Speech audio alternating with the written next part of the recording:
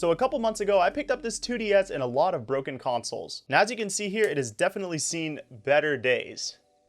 Now, a few months back, I posted a short on YouTube basically asking my viewers, you guys, if you had a 2DS that you might want to donate that possibly had a broken bottom screen or was water damaged so we could get this thing repaired. I had some good responses and some people reaching out to me, but what happened was there was a little bit of miscommunication and people were trying to donate fully working 2DSs to me, and that wasn't really what I was looking for. It wouldn't make sense to fix a broken 2DS with a working 2DS. So I had another idea, which what we would do is I went ahead and bought the parts for the screen so that we could maybe get this thing up and running. We're gonna take a shot at that today, and I thought it'd be cool to do the other color 2DS XL, so we could do kind of like a mix match, black, blue, orange, and white. I thought that would look really good. So as you can see, this screen is seen better days for sure.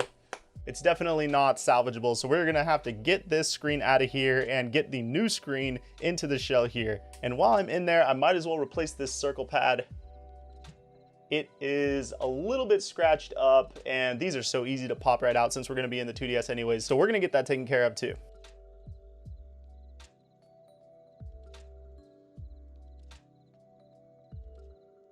Looking around on the back, there are what looks to be 4 screws, 1 at each corner, and the stylus is already removed. So let's go ahead and get these 4 screws out.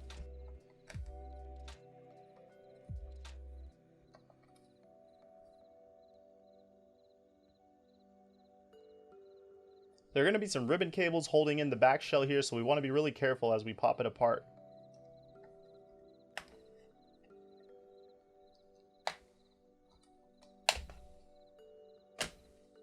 Okay, we got it popped off.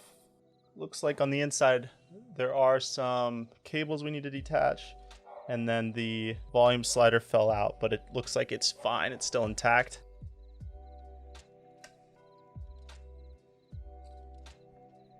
And there's a ribbon right here. I believe this is for the camera. I'm not sure. Yeah, it's probably for the camera. Flips up towards you, and this should come right off. And we can set that aside for now.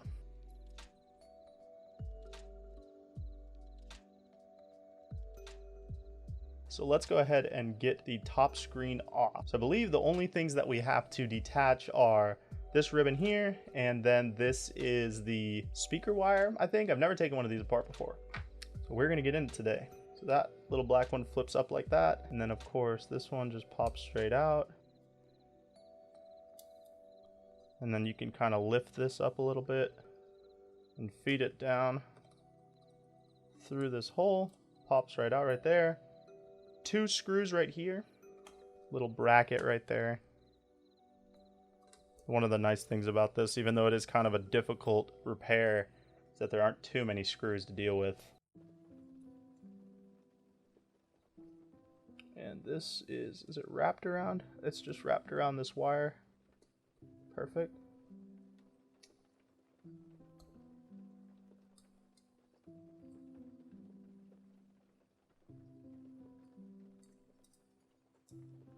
So it looks like we're ready to try to pull the top screen off, but one thing we have to do is get this hinge out of here. Now this part's a little bit difficult. I have this little pick right here.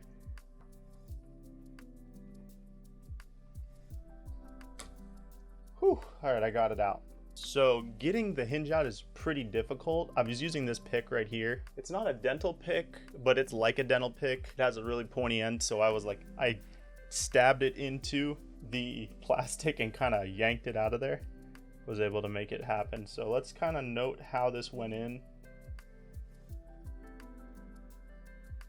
Okay, and as you can see, there's a little light pipe that fell out as well. I think it goes right there. So we'll just set that aside for now. Set that aside. So the next thing, now we can see this is loose. So we should be able to just turn this until it pops through. There it goes. So it wants to be open when it pops through. And it looks like I did good not to damage the ribbon, even though it doesn't matter because it's getting replaced.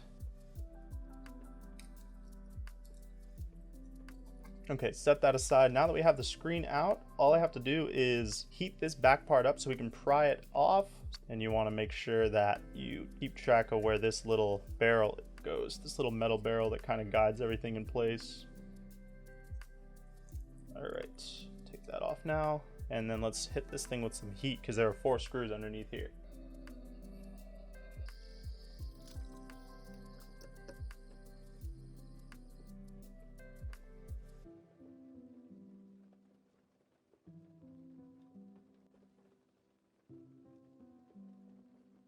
It's just like, how do you get underneath it? This is one of the reasons when I was looking into repairing this, I was like, there's no way I'm going to be able to get that up and then have it still look good. If it's glued down, whenever something's glued, it's just like so hard to get it up. So you can insert the knife like that and kind of get it underneath. And there would have been no way for me to do that gracefully. Would have been the best thing to do is to have one of those plastic razor blades. That would have been perfect. I need to get some of those. Yeah, I should have heated it up more. See, it ripped right in half.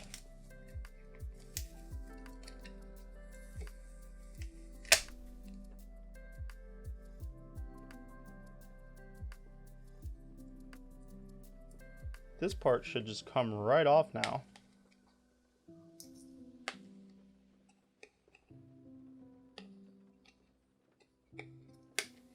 Clicks in place. See, I'm breaking it too. Very fragile. Very fragile. So let's bring the other screen in and start getting it all prepped and put in place where it needs to go. Kind of use this as a template. This goes like that, but I think I have to stick this on first. We're gonna go ahead and this is the cover I have for the top. Wanted to get a brand new one, and then of course the lens. So let's go ahead and pull this off of here to see what it looks like underneath. If I have to stick the new lens down before I put the screen on, I'm not sure. Peel the screen up. It's breaking into a million pieces. Liquid crystal display, it's actually liquid. Mind blown. Okay, oh, that's not the speaker at all. That's something different. Let's stick this thing in first, so I don't have to worry about it. So I looked around online, and it turns out that this is actually the connection for the Wi-Fi. All right.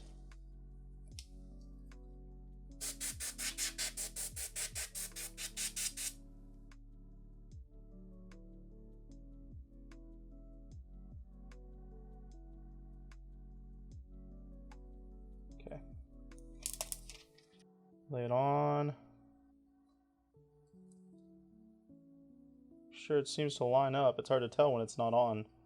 That looks pretty lined up to me.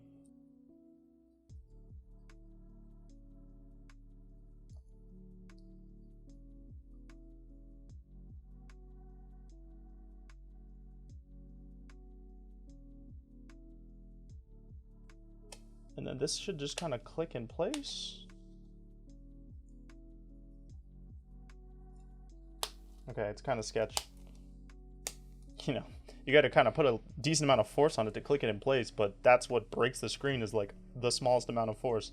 That's the worst part about these 2DSs, is that you can't put this thing in your pocket, that's for sure. I'm purposely not gluing this on yet. I'm gonna have to super glue it in place, and I'm purposely not doing that yet because if the screen doesn't work, for some reason I got a faulty screen, I'd have to rip this thing off, so we don't want to do that. We can do that absolutely last.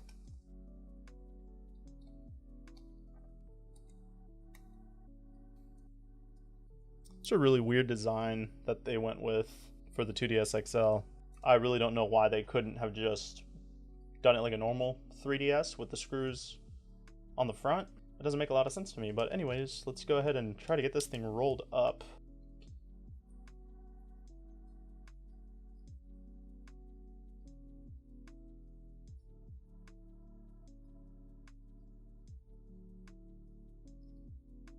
All right, there, we got it.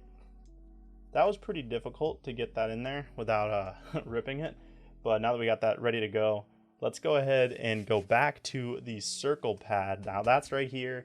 This shouldn't be difficult, but I do want to swap it out with not a new circle pad, that's fine, or not a new joystick, like the actual joystick part, but I just want to swap out the rubber top of it. I think it's the same size as a normal 3DS, so we're gonna go ahead and pop it open and see. So it's just 2 screws. And then this should just fold up. So you got to kind of like fish these out there's a little bit easier way to do it if you go ahead and just cut one of the ends. It makes it a little bit easier to feed it out of the hole. All right, so you want to get this gasket too. I forgot about the gasket. Gasket's out, and now since we cut that piece off, it should just pop right out. And as you can see, this one's a little bit more new looking than this one. I like the more white gray anyways. This one definitely has some thumbnail marks in it. You want to do it like that and then pop it in like that.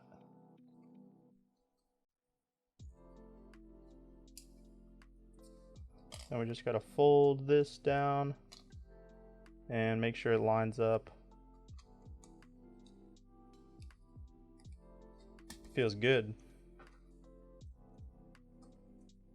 All right, time to start assembling this thing.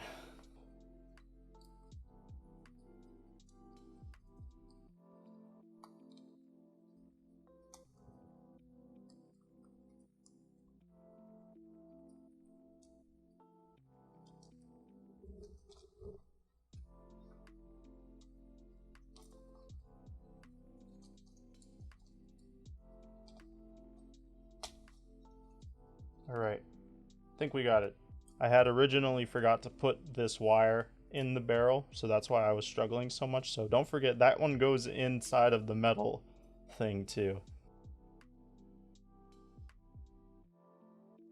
It's got to go through this hole first. Shouldn't be too bad. Yeah, it pops right in there. Pulls through.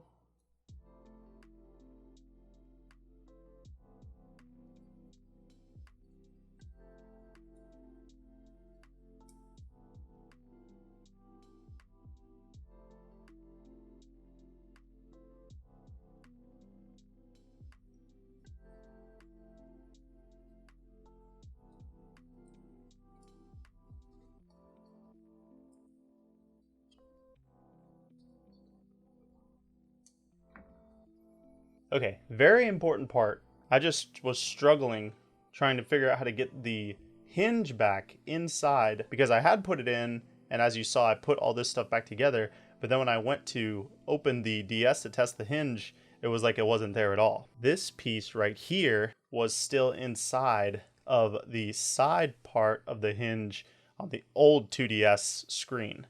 So you have to make sure to pull this piece out because this piece actually needs to go into where the hinge is going to attach on the new top of the housing. Definitely something to keep in mind. If you're going to be using a new shell, you have to take this piece out. I just took it out and it can only go in one way, so we're just gonna pop it in. It does have a little notch in it. So yeah, it only goes in one way because there is a little notch. As you can see, the notch goes that, and then it pops right in. Can lay this back down.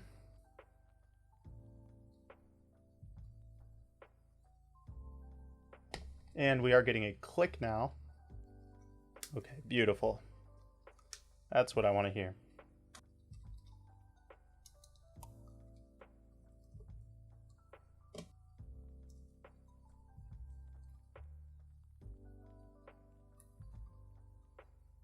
Got it, and then latch it.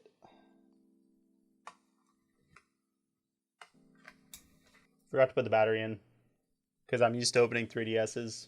And we're gonna slide the battery in place.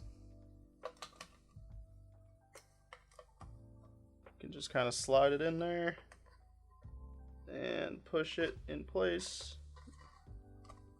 There. Volume slider needed to be fixed anyways, so we got that fixed.